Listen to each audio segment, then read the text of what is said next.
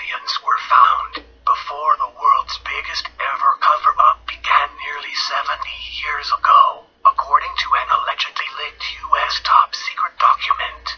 Heather Wade, host of U.S. late-night online paranormal radio show Midnight in the Desert, claimed to have obtained an extensive U.S. Defense Intelligence Agency (DIA) report into a number of alleged alien and UFO incidents, including the infamous Roswell mystery.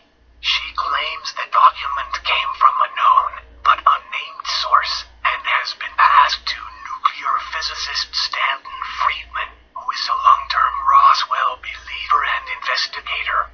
Roswell has been at the heart of the UFO scene since in July 1947 the military sensationally announced in a press release it had found the remains of a crashed flying saucer in the desert nearby.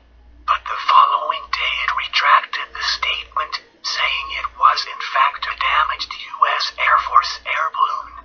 Witnesses later came forward to say there had been alien bodies within the crashed craft, which along with the wreckage were then taken to a top-secret U.S. military base. The seemingly undated 47-page dossier contains a 6-page report on the Roswell incident, detailing how the UFO came down on July 2nd or 3, 1947, and 4 decomposing alien bodies were recovered 2 miles from the crash site a week later. It then confirms that the initial press release about a flying saucer being found was sent out without senior or Pentagon approval, before the weather balloon cover-up was set in motion. The report states, aerial reconnaissance discovered that 4 small human-like beings had apparently ejected from the craft at some point before it exploded. These had fallen to Earth at least 2 miles east of the crash site, where the wreckage was located.